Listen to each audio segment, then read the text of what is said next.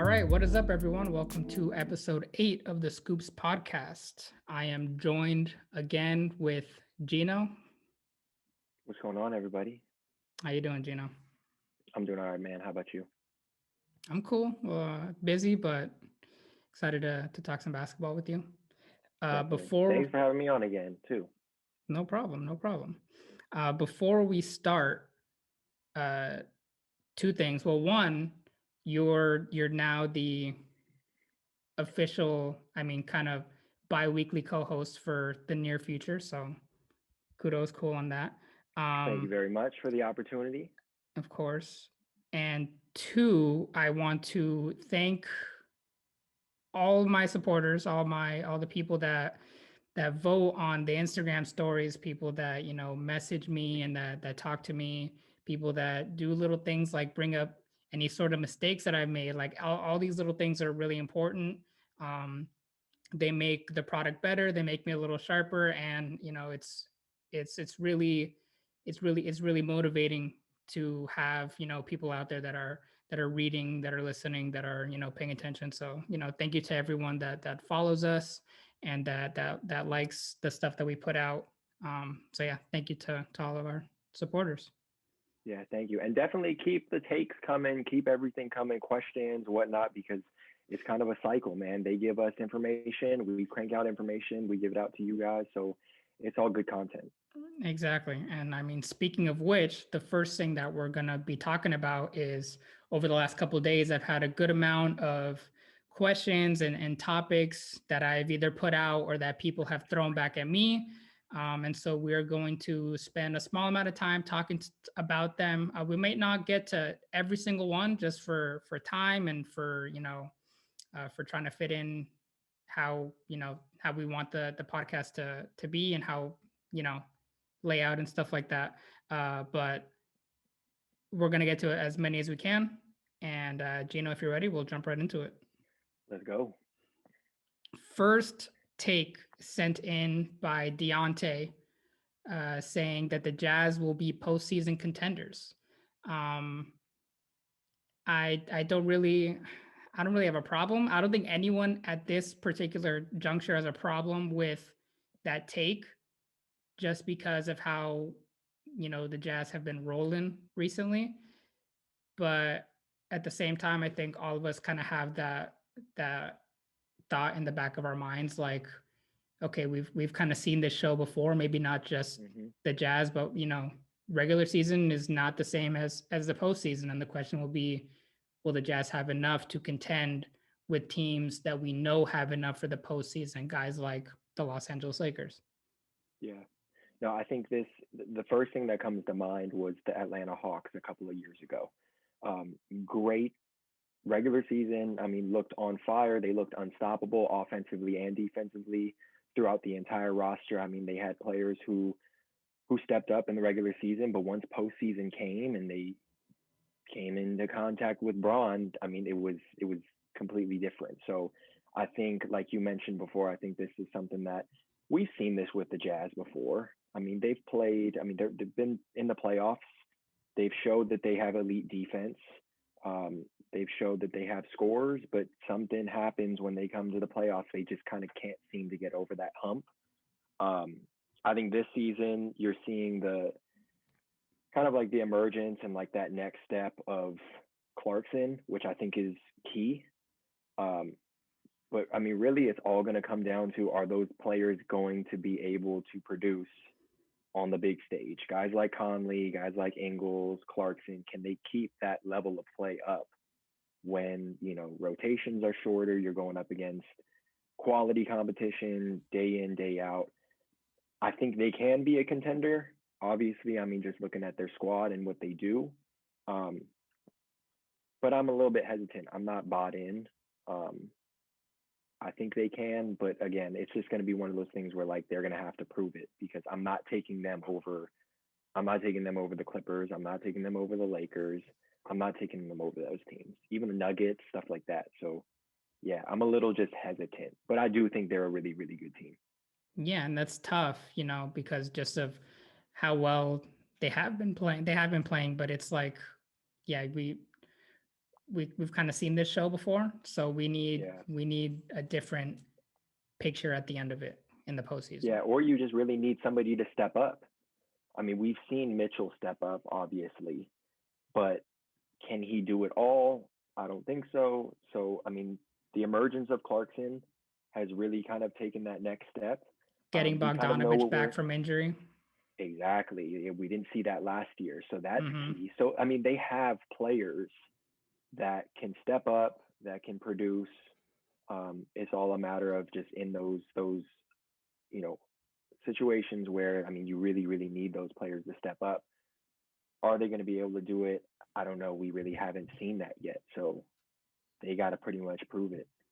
Yeah, they got a nice little squad, especially defensively. So we'll They see do, what. and it's well rounded. Yeah, I mean, obviously, you look at their defense and you think, yeah, elite defense, but offensively, I mean, they have shooters, they have people who can get to the paint, get their own shot. So they're really, like I said, they're kind of reminding me like the Hawks. They're a really well balanced team.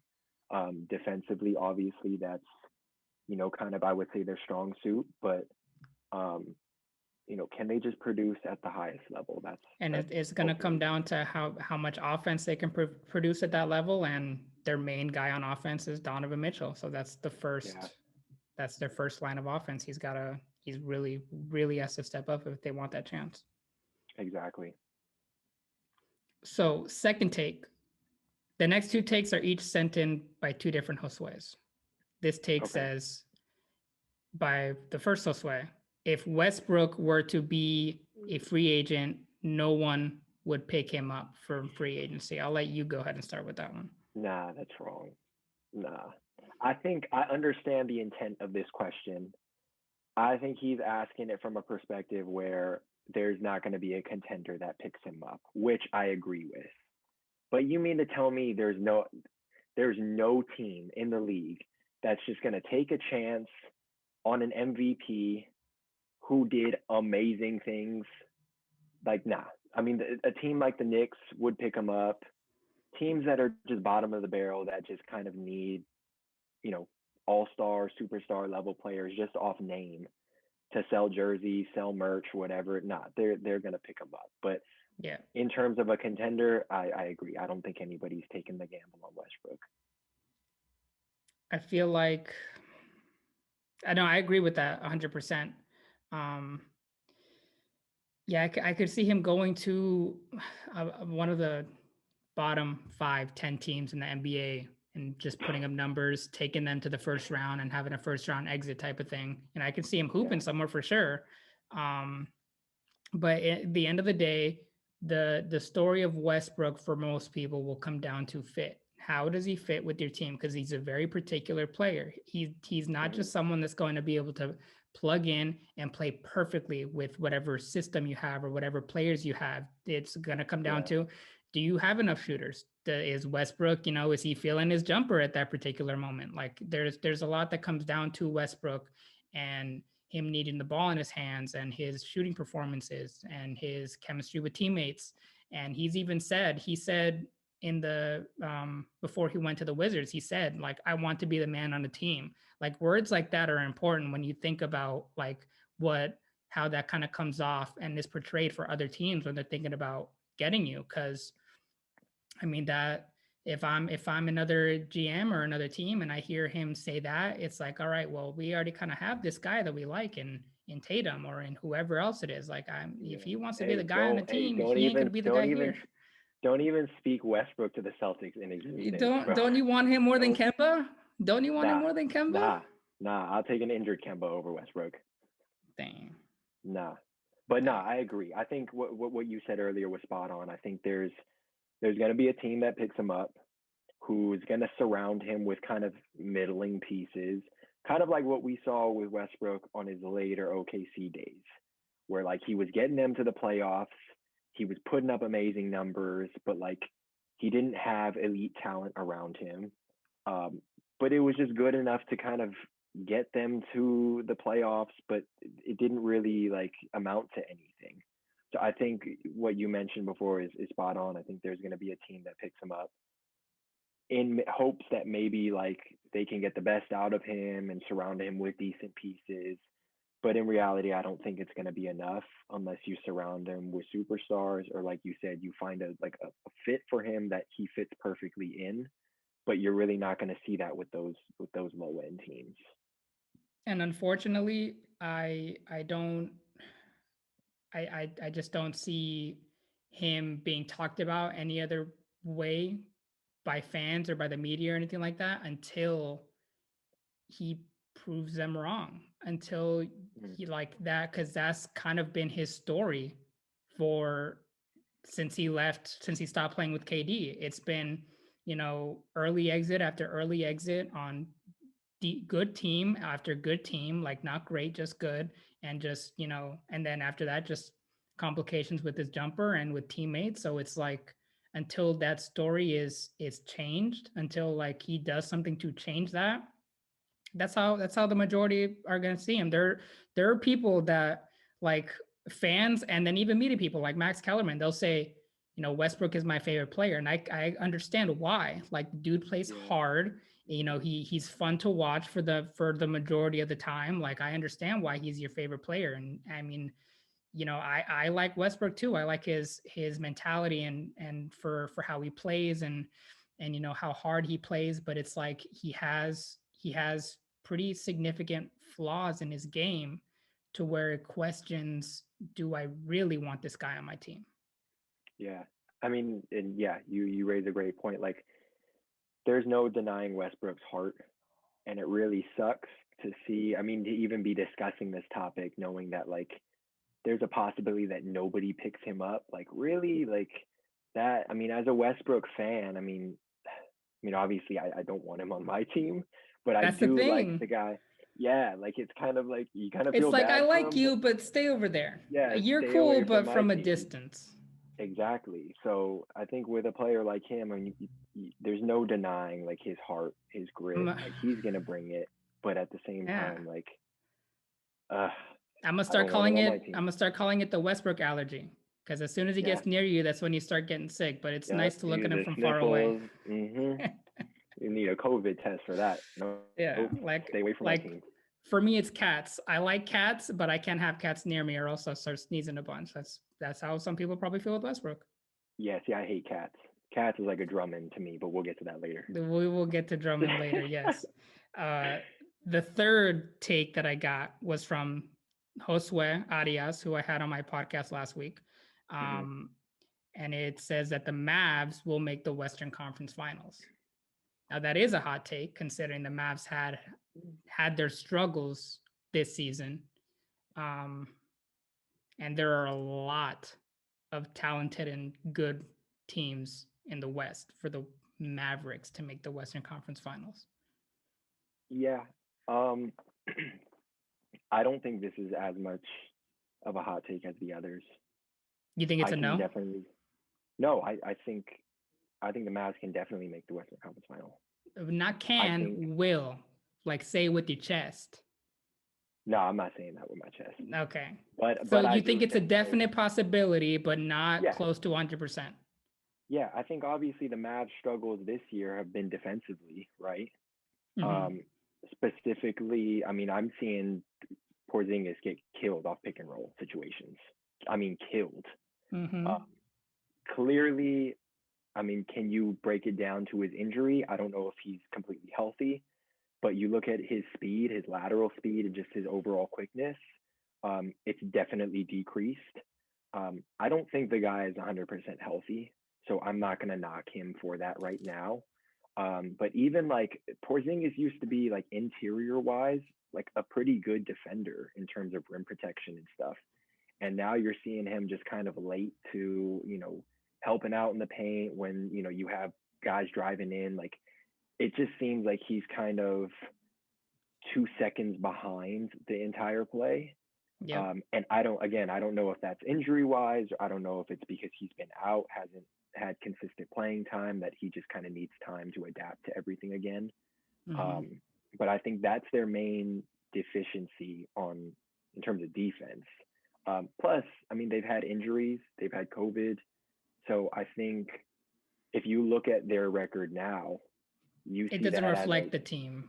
yeah, no, I think they still need time to gel.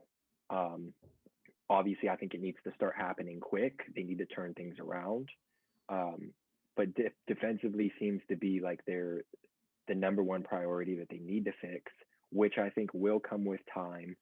Um, But I don't I think think it's that much. I don't think it's that much ahead of offense too. Because like if you look at the Mavs roster, who are you really scared of outside of those two? Like really scared of? Like there's guys that can definitely pitch in. Tim Hardaway can get his shots, but he also likes his shots. That dude is and he's as struggling. some of my friends call him, a gun. He goes out and he is going to shoot every shot that he can.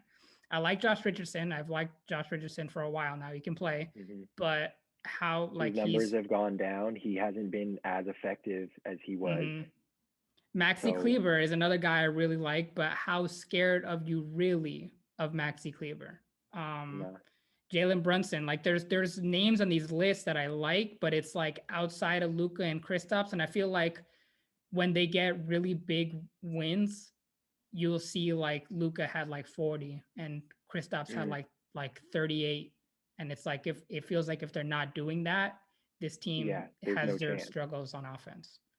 Yeah, no, I think in terms of making that next step, which is, I mean, is obviously every team's goal, I do think that they're probably one player away. I don't even think it has to be like a truly elite player. I think what Denver is doing with the development of Michael Porter Jr., I think is exactly what they need to do. They need to find somebody to develop that's a wing player that can score the ball efficiently, that can continue to develop, provide a little bit more depth on that wing position. I think that's what they were kind of looking for in Josh Richardson, especially giving away Curry. They went for a more defensive approach, and that really hasn't worked out. So I think they're on kind of like the right track. They have the right idea, but with injuries and with everything, I just think like it hasn't really clicked yet. Yeah. Whether it does, I don't know. But I like you said, I do think that they need one more person, one more player to really kind of take them over that next step. Exactly. So I don't see them making the Western Conference Finals. If I had to choose a side, yes or no, I'm choosing no. I think there's other teams, at least right now, that are showing that as a team they'll be able to make it over that hump. Like sure, the Jazz, like the Nuggets who have done it before, like the Lakers, the Clippers, just teams that have either gone farther recently, have done better like recently, or just the West is stacked. We're aware of that, so it's tough. And I mean, we've seen it last year though, like because the West is so stacked, you see a lot of it come down to like matchups. And I think if the Mavs get a good matchup, I mean, we've seen what they did last year. They, with the Clippers series, if Porzingis is fully healthy, come playoff time, can they knock out a team like the Clippers? If you give them the right matchup, I feel like it's attainable. But I think the minute they come into a situation where they're going up against the Jazz, I think the Lakers, even the Nuggets, I don't see them getting past them unless, like I said, the defensive issues kind of get figured out. Porzingis needs to operate on the level that we've seen him operate before. Luka obviously needs to do Luka things. Yep. And then obviously those role players, Josh Richardson needs to step up. Kleber needs to step up. All of those guys need to step up. Hardaway, like you said before, Hardaway can get his shot. He needs to be more consistent with it. He needs to produce at a higher rate. So, I mean, it's a lot of ifs is what it sounds like to me. Exactly. Yeah. And like you mentioned before, can you expect Luka and Porzingis to put up those numbers consistently in the playoffs? That's not going to happen. I mean, those are unrealistic numbers. So, yeah, it relies on a lot of ifs. Yep. Okay, so that's it for the takes. Now we'll go on to some of the topics that I was sent. The first one being from Antoine. Who would you take, Giannis or Zion? For me personally, that's a no-brainer. Okay, talk to me. I mean, as a first player, like the first guy on your team, like a clean slate of a team, I'll take Giannis. Okay. You thought I was going to say Okay. Zion. Yeah.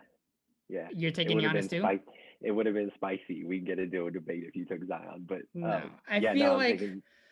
I feel like team wise, if there was a like that team that was constructed and like I had to choose between Giannis or Zion, depending on the team, I might go Zion, Mhm. maybe. But I mean, just starting out fresh, there's just so many things Giannis can do for your team that if you can get the right pieces around him, it can work. Yeah, I generally agree. I answered this question Giannis too, um, but it took me like a good minute to really kind of analyze things. Um, my main issue with Giannis, or not really with Giannis, but with Zion in particular. Zion is younger. Zion has the ability to develop into something that we're kind of expecting Giannis to make that jump now. And Zion has years, to really kind of catch up to where Giannis is at now in terms of age, in terms of development. Um, Zion really kind of came in the league, made a spark, and now we're kind of questioning him and saying, hey, like, don't make this another Giannis situation. Like, you need to develop a jumper. You need to, Mm-hmm. develop some moves. You can't be a one-trick pony like Giannis is, because when you get to playoff situations, we've seen what Giannis does, and he can't get it done. Um, However, and this is just speaking hypothetically, I think Zion is the type of player where physically, I mean, he's a freak of nature. Um, God forbid he ever suffers a major injury, but I think his explosiveness, just his stature, how he's built, if he does suffer a major injury, I feel like it would hurt his overall game more than it would a Giannis. So I think if I'm building my team, I'm a little bit more wary about that. But I think Giannis, like you said, I think you surround him with the right pieces. I like how he approaches the game a little bit better.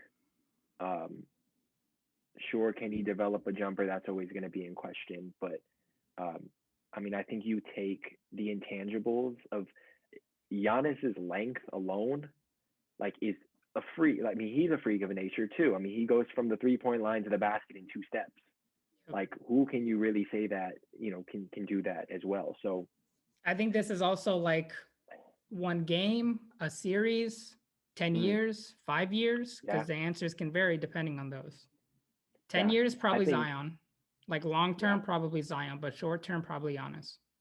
yeah, and that's you raised the point when you brought up the topic to begin with. I think if you're telling me to take the better individual player, or if you're telling me, hey, this is the piece that you now have to build around. You get the ultimate freedom to build whoever you want, surround them with anybody you want.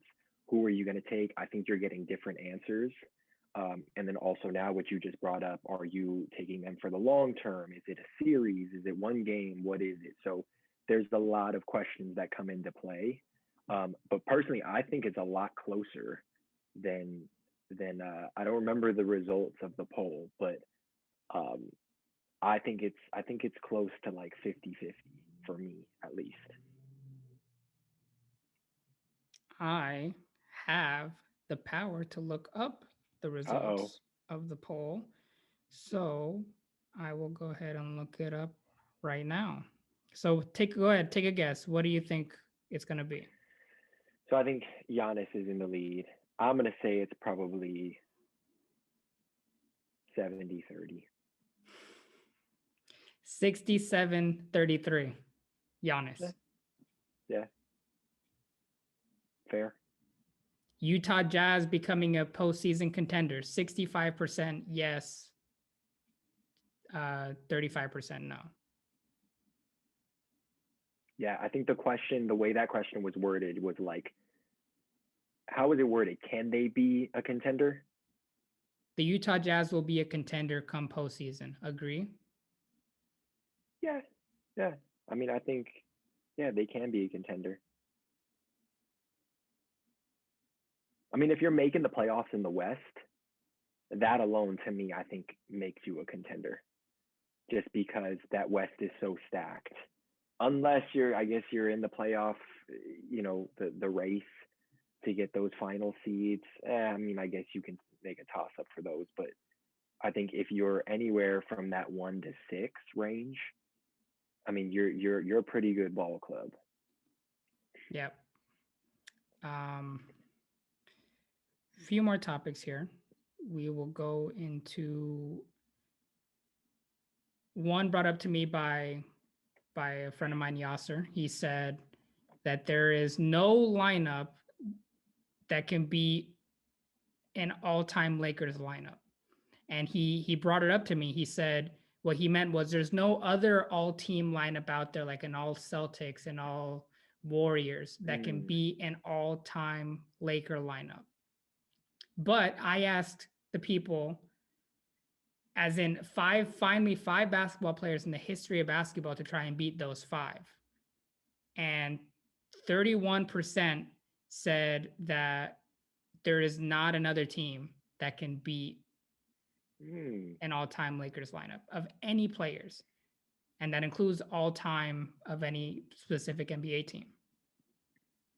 So, okay, so let's start with the Lakers lineup. So who makes their 5?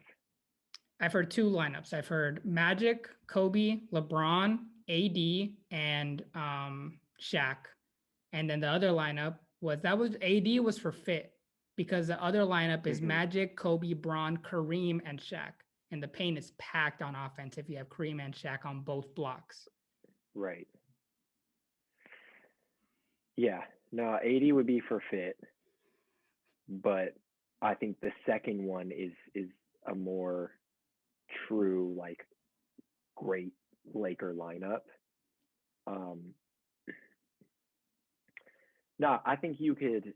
I agree. I don't think any one specific team's set of 5 greats can beat the Lakers. I think the Lakers have the best in terms of their top 5. However, I do think if you can cherry pick your own 5 players to go up against them, I think you'd be able to. Do it then. Okay, hold up. Okay, so I mean, obviously you're picking Jordan.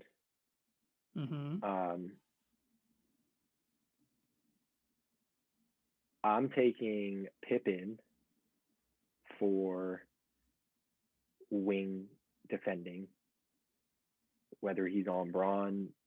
I mean, I'm assuming he would be on Bron in this situation.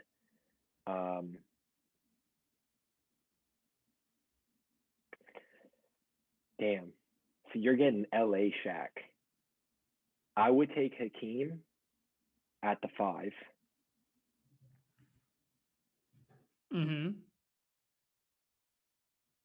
Who am I filling out for the 1 and the 4?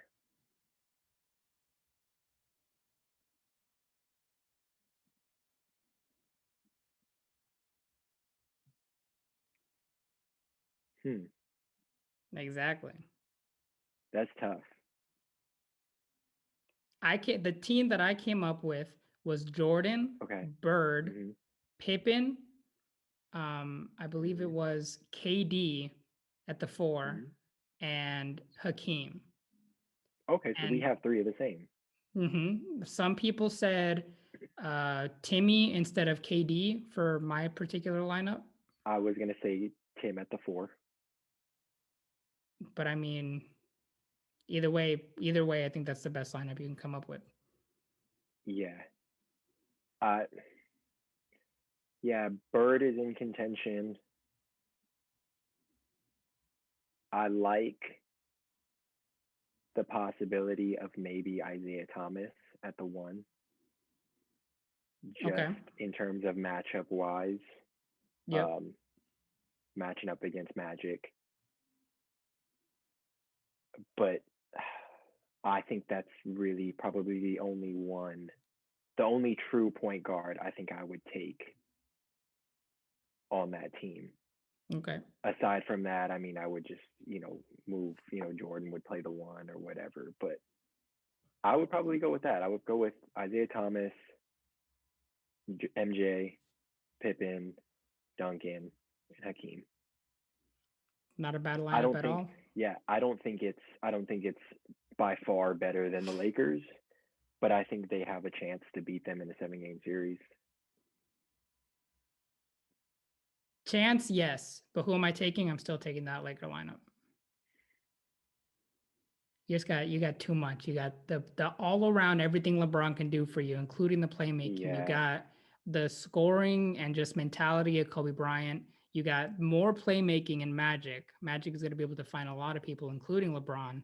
You got either AD, who is a versatile defender, or Kareem, who has the most unstoppable move in history. And you have Shaq, the most dominant player in NBA history.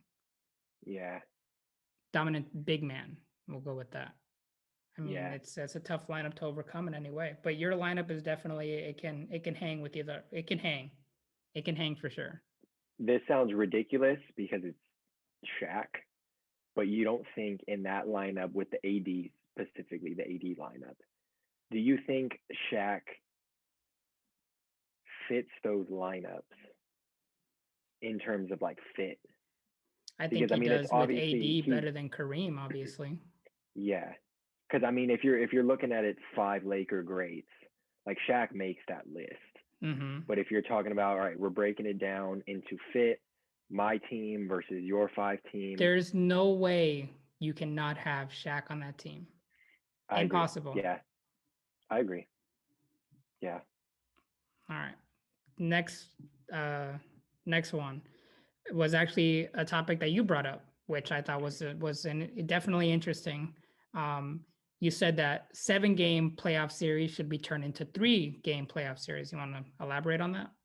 Yeah. So I just think, I mean, this is really kind of like self explanatory. I think if you compact the series into three, um, you're getting an increase in competitiveness, not only from the players, but I think in terms of adjustments, essentially you have less margin for error.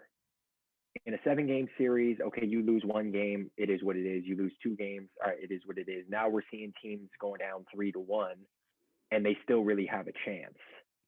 In a 3 game series, like the margin for error is so small that every single decision that you make, whether it's from a coach or whether it's the last shot, whatever, Suspensions. even exactly, even things from like timeouts, like everything is so detail oriented at that point. That's going to decide series. So, like I said, I don't think it doesn't come from the players, because you look at a player who can't produce or a player who maybe goes quiet in 1 game. You can't do that. If you're in a 3 game series, losing 1 game, like now it's you're playing 2 game 7s. You got to win both. So I think that gets the best out of players, puts more pressure on them, gives them more abilities to play at, I guess, higher levels with higher stakes. And then also, like I mentioned before, coaching. Now, not only do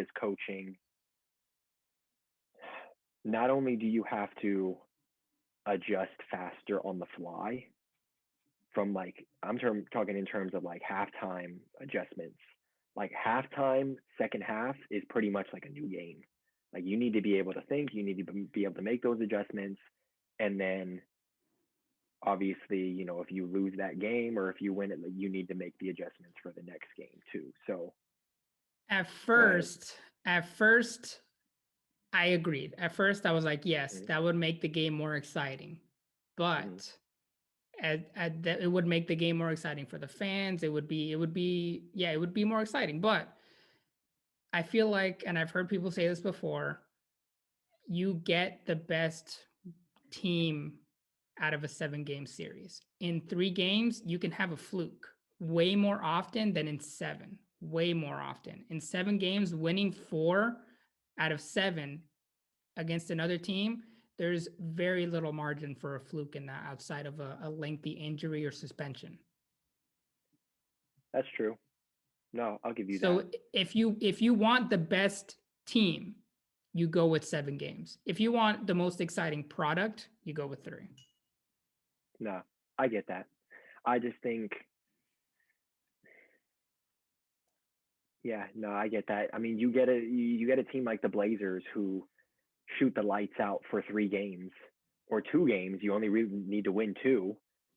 Do you take that over a team who, like the Jazz, who might not be able to produce at that level? Um, I just think I think I tell a lot of people this, and they're like, well, why don't you just make it like win or go home, like NCAA? And I think that's bad because you need to be able to basketball. A lot of basketball is about adjustments. This is sports in general. You need to be able to make adjustments, especially when it comes to a series. So I don't like the fact that it's win or go home. Um, with that, I just feel like, and especially with basketball, you have days where you're on, days where you're off. So it would Basketball definitely need to be a in series. yeah, particular games and just in general, it's a game of runs. You'll have a good run in Right. the game or a good run in a span of games. Right. And if one particular team is rolling in the playoffs and it's win or go home, that's who you're gonna have as a champion. Right. So what do you think about the concept of having a win or go home final? Because I'm all for that. I don't like that for the No, same reason. why? I want the best team. The best team is not a win or go home situation for me, in my opinion. Yeah, I mean, to think of it from a human standpoint, like you roll out of bed one day and you're just not feeling it. But you gotta be feeling it that one day. You gotta do whatever it takes. You have one opportunity, one shot to win it all. One game, it comes down to 4 quarters. Can you do it? I think that's what separates. I'm taking KD in those situations. I'm taking Bron. I'm taking Kobe, MJ. I'm taking all the greats. It's those secondary greats, not greats, but those secondary superstars. People like Paul George, who we've seen in the past kind of go quiet at times in big game, game sevens, win or go homes. He just kind of folds. He's in his head. Nah, that doesn't work. You get to that stage. I don't care how you wake up. I don't care if you get 20 minutes of sleep, 3 hours, 9 hours, a full rest, REM sleep, whatever. You need to wake up and be ready to play. Like there's no excuses at that point. I don't know. I like for right now. I like the 7 game series. I wouldn't want to change for that one reason. That one reason is enough for me. You get the best team. That's what I want. At the end of the day, I want the best team, not just whoever Yeah, was feeling it that day or that week. yeah. I mean, I get that, and I agree for the series. The series is leading up to the finals, but I think in the finals, if you're not ready to play your best game at that point, like you've done all the work of the season, playoffs, you've grinded, and it comes down to one last game. If you're not ready to give your best,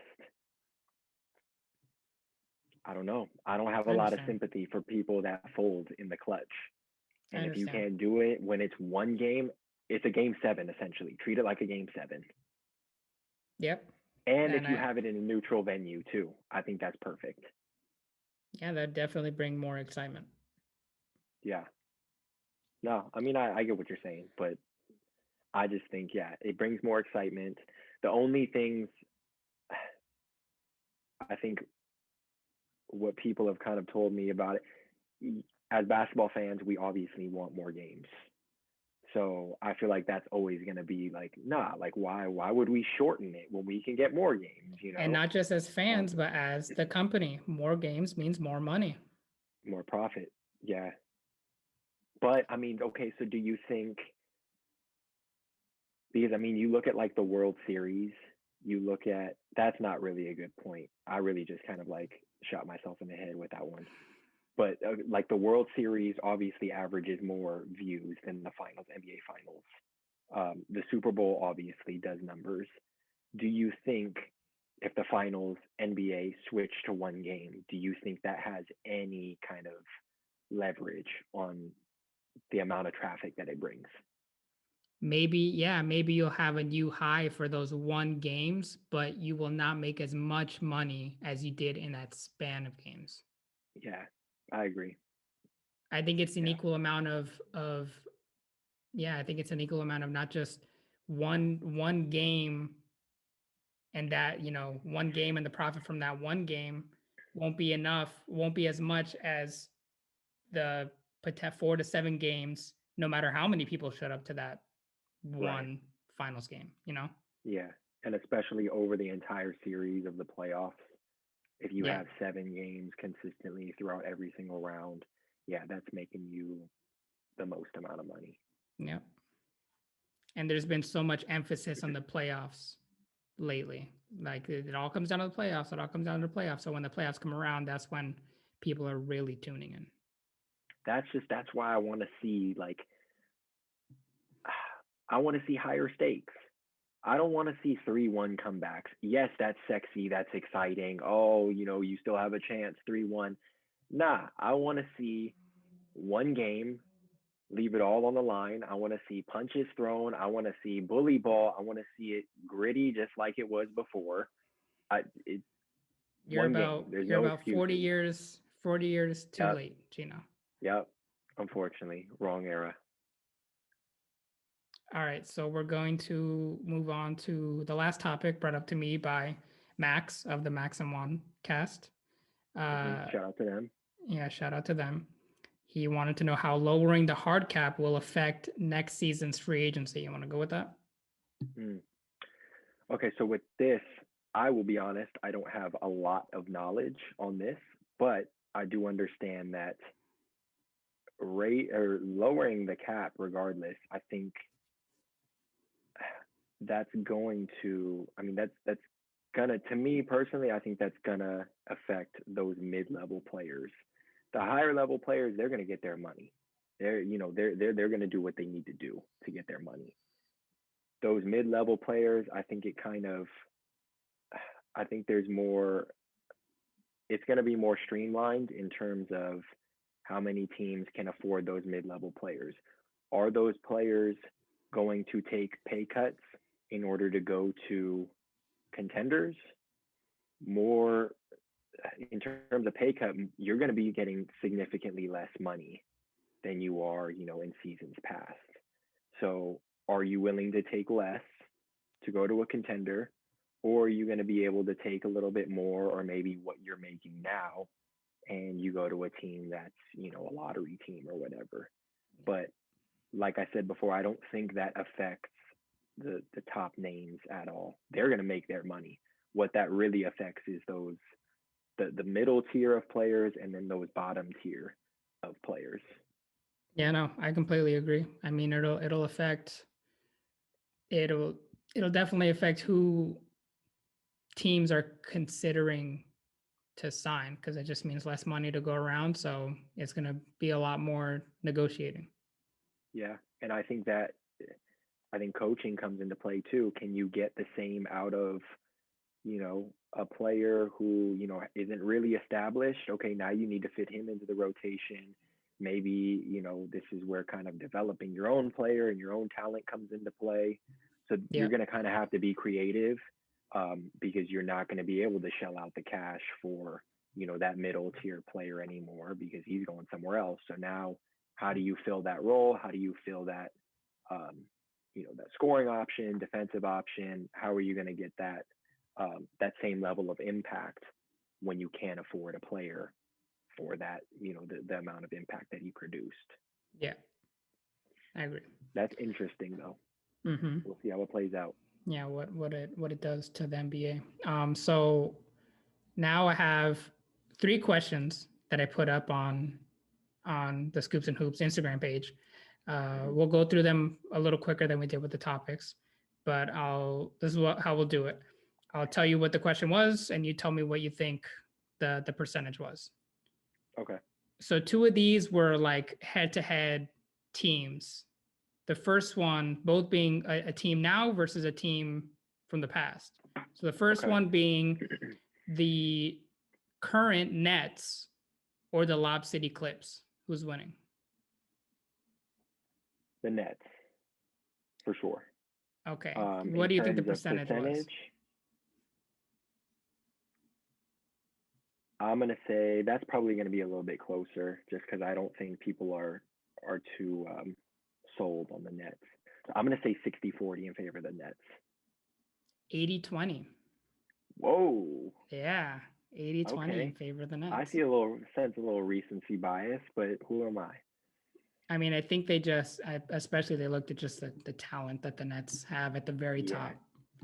I mean, you have three players who are probably in the top five of who do I want the ball in their hands for the last shot. Yep. You have arguably three of the top five. So Yep. the amount of firepower on that team is insane. Like Katie and Kyrie were out, and they still have one guy that was able to hit a game winner in one of their recent games. It's like that team's just stacked. So, and this question and the next question I'm about to ask you had the most voters I've had on my stories in a cool minute. So, this next one is the bubble Heat or the '08 Magic.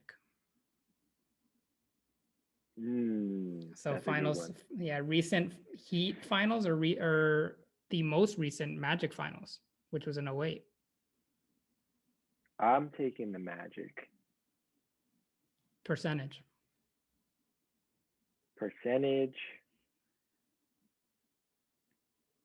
I'm gonna say the Magic wins too. I'm gonna say, but this is gonna be close.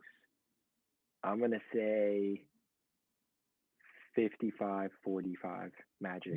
You're pretty good at these, except for that last one. 52% Magic, 48% Heat. Yeah, that was always gonna be super, super close. I took the Magic. But that too. Magic had talent, man. I mean, they got to the finals and they were poor, but that Magic team had talent. And if Dwight's hitting his free throws in any way, shape, or form, I don't think it's a question. Yeah. I mean, Dwight at that point was so dominant. Like, I would take the Magic in that situation. And the last one, goes back to the current Nets. Can this Nets trio win a ring together? Maybe not this season, but at some point in the future.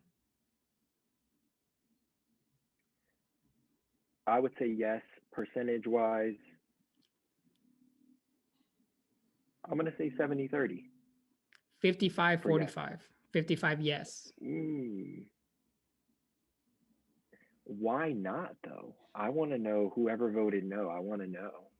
I think they're especially looking at this current team. Speak your truth. Come on the podcast. I think they're especially looking at this current team, like how this current team's constructed and the lack of depth that they have and the defensive woes that they've had. It's like, will you be able to fix that with, these three guys on your roster? So. Yeah, I mean, obviously, this is something that we've talked about in the past, the defensive issues. That's always going to be apparent. But I just think, I mean, maybe not this season, but I think, I mean, in seasons to come, I think if they keep the squad together, if they all stay healthy, if they all play at the level that they're playing at right now, I think, I mean, you surround them with the right pieces. If you're able to coach them well, I think, I think the sky's the limit for that team. Okay. Yeah, I think they definitely can, but will they? We'll see. Time will tell. I mean, you look, they're in the East. So, I mean, who do they? I mean, if you're talking about the West, obviously getting through that. I mean, that's so the West is so packed with great teams. With the East, it's like, okay, usually the first round is kind of a cakewalk. Second round, all right, that's when you're kind of. So, I don't know. I think they can make the finals for sure. Win a final, I think that's a little bit, that's a little bit more shaky. Okay. So last thing we're going to talk about is some trade rumors and some trade talk. And the first thing that came to my head was, man, I mean, we're recording this thing a couple of days in advance, so there might be a chance that these players get moved before this comes out, and then we can't put this up, but we're hoping that doesn't happen. So Yeah. The two players that we're talking about are Blake Griffin and Andre Drummond. Both have been in the sports news recently, not playing, wanting to get traded, and just for different reasons or for the same reason that they're just not happy with their team, wanting to get the heck out of there. And I'm assuming for both of them, preferably go to contenders. Yeah. So I'm gonna go through a little bit of information, and then we'll talk about it. So, Cool. I've talked to my followers, and and I've also looked online at different sources, and people like what Woj is saying and stuff like that. Woj actually talked about Blake going to potentially the Lakers or the Heat. I don't know if he mentioned the Heat. I think I may have heard the Heat from another source, but the Lakers, that the Lakers and Blake have some sort of mutual interest in him possibly being a Laker. Okay. The betting odds via Bleacher Report have the top 5 teams being the Heat, the Thunder, the Celtics, the Hornets, and the Lakers.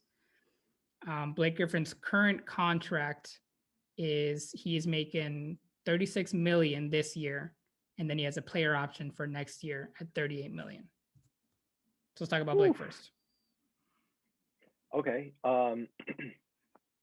I think Blake, in terms of the two players we're discussing, him and Drummond, I think Blake has a lot more flexibility in his game. I think he is clearly the more valuable piece. So I think he'd be a pretty good fit on really kind of any of those teams. I think the Lakers, I think he would fit nicely. I think if he's trying to go to a contender, I think the Heat and the Lakers are his best bet. I think fit-wise, the Thunder is a good look.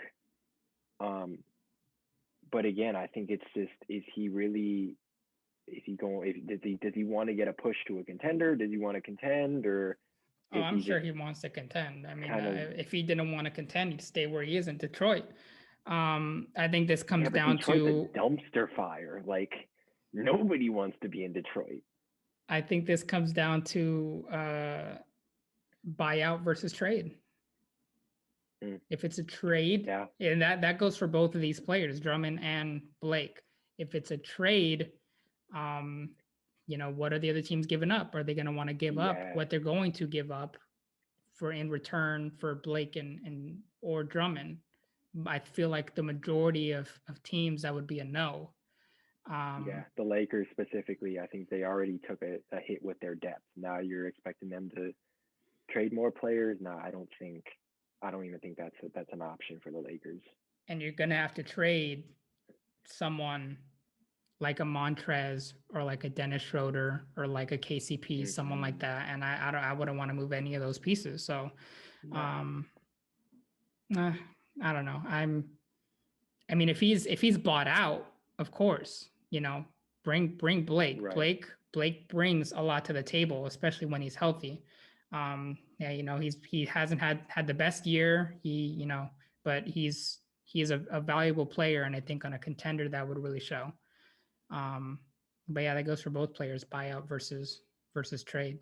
I think in terms of, if we're talking trade, I think the Heat have the best odds.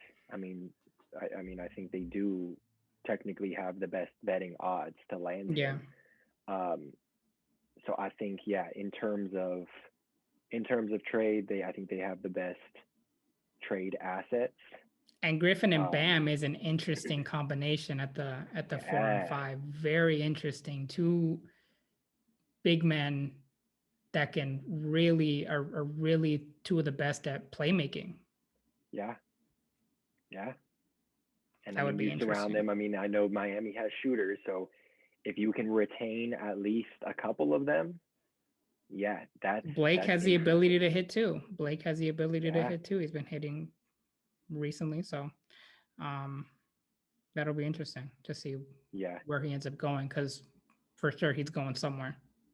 And I want Blake on a contender, man. I kind of feel bad. Get Blake a ring. I feel bad. Hashtag it. Trend it. All right. Well, jump over the Kia. again. We want to see it. Again. We want to see it all. Bring it back. Everything. Yeah. And this time LeBron will be in the sunroof and he's holding the trophy. Or he's just holding the Kia. He's holding the car itself. So the second player being Drummond. I asked some people where Drummond should go, and the three names I heard were the Raptors, the Celtics, and the Lakers. And I'm a fan of Lakers, and you're a fan of the Celtics, and you're already shaking your head. His odds via Sportsline, were Raptors, Celtics, Hornets, Blazers, and Nets as the top 5 teams, and your team is second on that list. Drummond is currently making 28.7 mil in his final year of his contract. Your first words. Boo-boo. Your first words to me and your exact words were, "I'd rather chop off a hand than trade for Drummond." I actually take that back. I'd rather chop off both hands than trade for Drummond. Drummond is so boo-boo to me, man. Like, everything you look for, like, his footwork is awful. Intangibles around the rim, like, he can't score. Like, his touch around the rim is so bad. And you would think a player that excels so much around the rim in terms of rebounding, in terms of scoring, you would think that would be his strong suit. But the guy, like, can't score. I've seen, like, clips where he's shooting some hook shot that has no chance of going in with like 15 seconds on the shot clock. No, bro. If Drummond not only, like, skill wise is not very good, but just, like, mentally, he's not very, like, he doesn't have common sense. And if you're going to a team like the Lakers, like a contender, like, you need to at least come with common sense, bro. Like, you can't be doing that. Like, you need to know your role. Oh, you're just tearing Drummond a new one. In the words of The Rock, know your role and shut your mouth. Exactly. That's hilarious. Yeah, nah, man. Drummond is so bad. I don't think I'm not. No, let me rephrase. If you don't have a dominant center, is he going to make your team better? Yeah, probably. The Celtics? But at what? Nah, I wouldn't take him. So then that goes against what you just said. Because at what cost? Okay, and we'll get okay. Let's talk about that then. Buyout. You signing Drummond? Nah. So that just goes against what you just said. Yeah, we talk about buyout. I just don't like. Nah. I don't like the fit on our team. I don't like. So it's another allergy situation. Yeah, okay, just keep it over there. Don't bring it next to me. No, it's not okay. Because I like Westbrook. I don't like Drummond. You stay all the way over there. Like, oh man. Yeah. Okay. No, I don't. Well, okay. Let's talk about that then. About Drummond. One of my followers, he DM'd me. I guess I don't understand the scrutiny surrounding Drummond. Unless you already have an elite center, I don't understand why you wouldn't want him on your team. If the Lakers got him, it would be a guaranteed ring. I asked that to my followers. 73% agreed. Yes, it would be a guaranteed win. I do think it's a guaranteed win if he buys in to the culture. If he understands his role. I mean, look at what he does now. Like I said, his touch is so bad around the rim. He's taking shots 15 seconds left on the shot clock. That's not flying with Braun. So you need to come in, buy into the culture we built, the playing style that we've built. If you can fit in, play your role to a T. Yeah, numbers are probably going to go down. Effectiveness will probably go up a little bit, as well as efficiency. But I mean, you're not going to be. What contract is he on? What is he making? 28 million? Yeah, 27 point something. Like, I'm not paying somebody that much for what he offers, especially if I'm a contender. I just don't see it. I don't think he makes that much of an impact to warrant that money. I think the things that he does really well. I mean, is he worth that much? I don't. Interior scoring, man. Like he's not. He's not good. Like he's not good. But again, the Lakers do not really have a dominant five. Oh, And and I'm you not do. saying Drummond.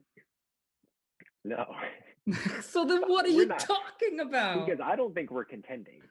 I don't think we're contending. Okay. So I mean, the Lakers Okay. have already Okay. Okay. proved they're contending. They Okay. just won.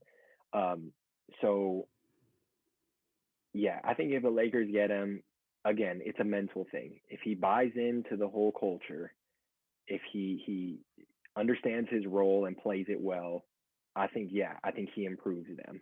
But if he comes to the Lakers shooting mid ranges with 15 seconds left because he thinks he's Tim Duncan, like nah, like that's not gonna work. That's not flying. Yeah, I feel you. I mean, it'll be interesting to see where these two go, how they get there, Yeah, um, and if they'll be on contenders or not. Because besides Blake's run that he had with the Clippers, neither of these players have really been on like a serious contender. yeah. And I think for a player like Drummond, who I think pretty much kind of needs like leadership, I think he needs, I'm not going to say, I guess like coaching. I was going to say like a father figure, but we know what happened No, with Kyrie.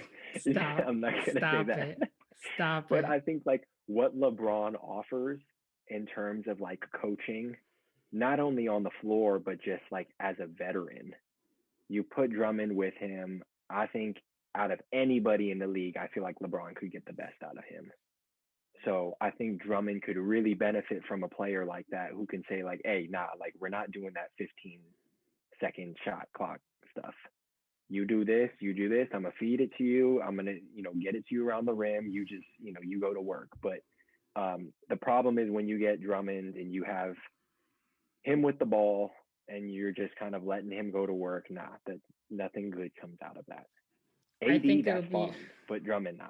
yeah, and I think I want to see both of these guys go to a contender, someone that really has a chance to move forward and see them either flourish and help those teams, whether the team they go on, whether that team gets the ring in the end or not. I want to see, those players' production and how they help, because I feel like that can really help silence one side of this argument or the other. The people that think that Drummond can help a contender versus the people that think he's kind of an empty stats guy.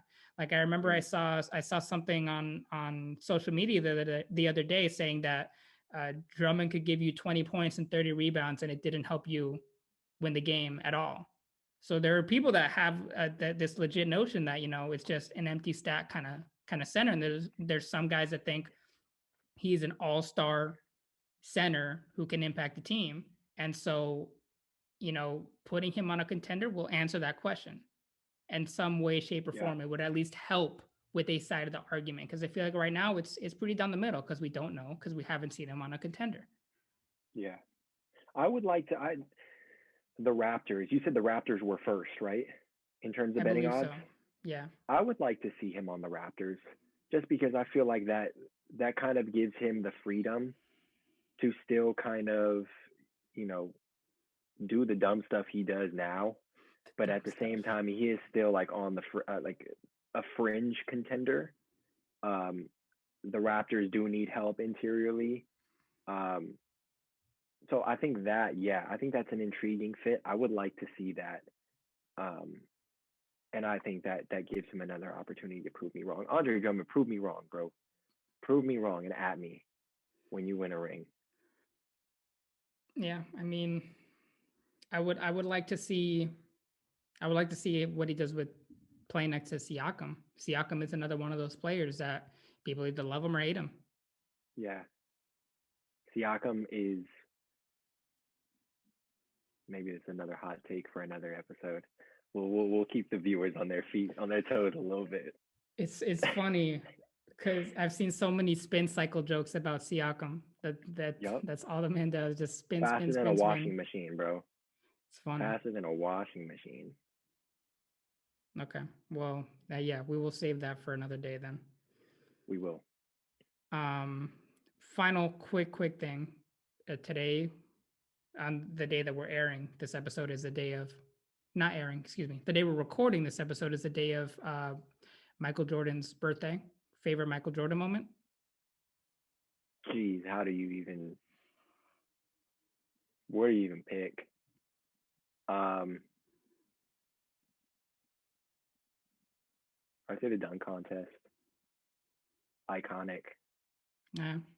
I think that's, in terms of stat wise, I mean, that's not obviously like an in game situation, but I just think what that moment kind of meant to the game of basketball in terms of entire basketball culture, when you bring in the fashion and shoes and all of that stuff, I think that moment is, I mean, that picture, I feel like was on every basketball fan's wall, at least at some point. Or you had, like the little printed out postcard or something. Like you had a copy of that picture at some point in your life.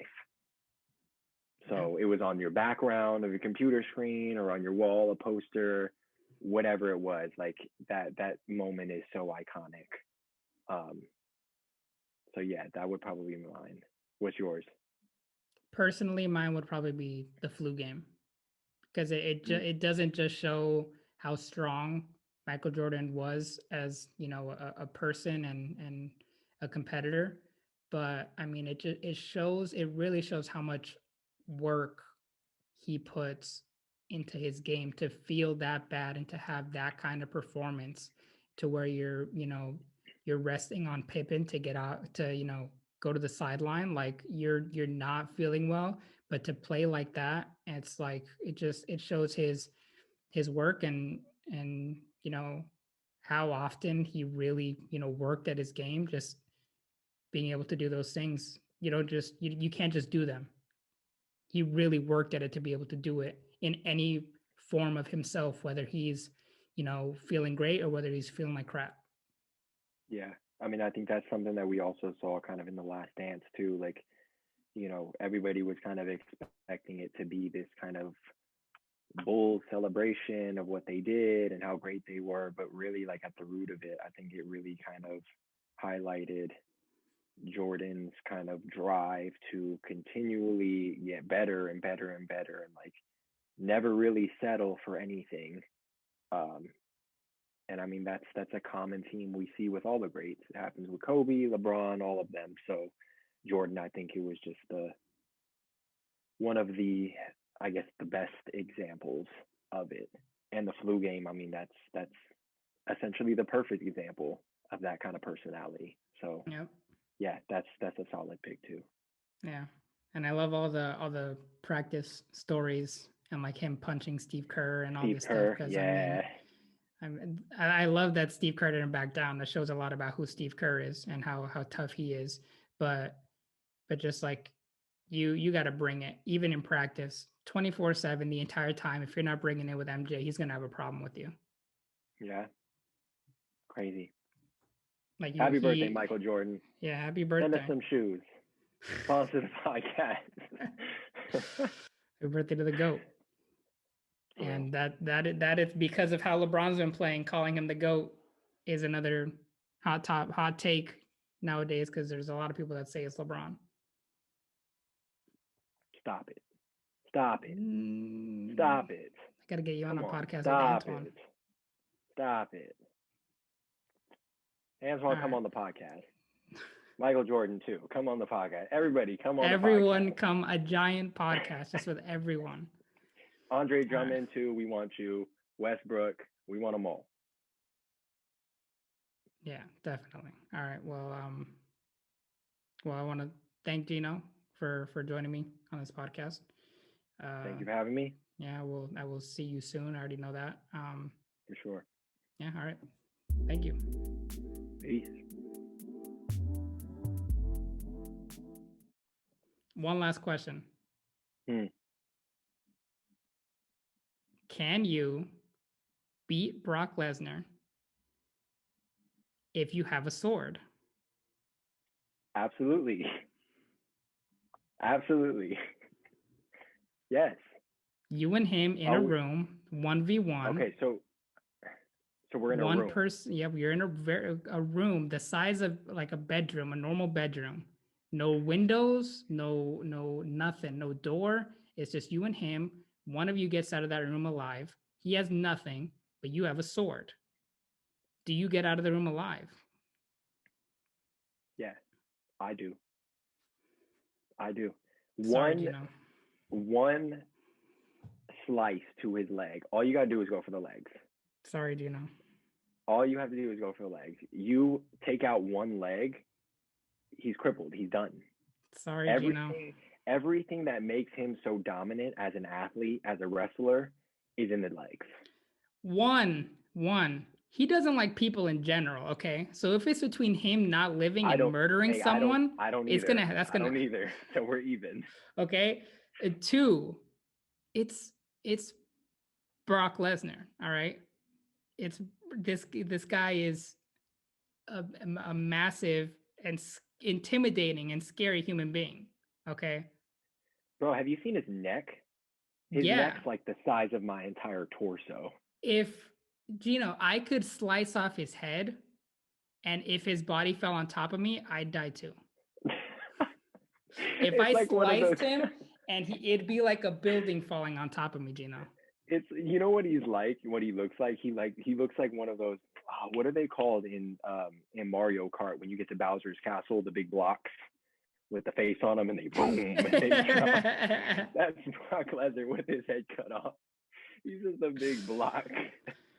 Yeah, no, I'm not. I don't. There are few people in the world, you know, that with the sword, I feel like they could kill Brock Lesnar. Yeah, no. If he gets a hand on me, like I'm gonna have to keep my distance. So depending on the sword, if I can get like a long range sword, yeah, nah, I'm getting him. If I can get one of those like jousting swords, but just like super sharp. I think your best chance is not a jousting sword, is a slicing sword. Listen, a sword, a very sharp sword that can slice through things. And when he reaches for you, you try and slice off a hand. But if you miss, or he reaches over and grabs you with his other hand, even a one-handed Brock Lesnar is going to like pick me up like the Hulk picked up Loki and just swing me around the room until I die of blunt trauma. I'm not worried about what he can do on standing up. Like his hands. You should be. No, you watch his UFC days. He's got no stand up, bro. He's going against heavyweights, Gino. You are not a heavyweight. He has no hands, bro. Like no hands. Like he's you have hands going for takedowns. You have hands. Hold up. Hey, wait, hold on. Put a little respect on my name. Hold up. Okay, hands compared to Brock Lesnar. Yeah, but I don't have hands. I got a sword. So what are we doing? You've been doing sword training that I don't know about, Gino, on the side or something? Put some respect on my name. Hey. Nah.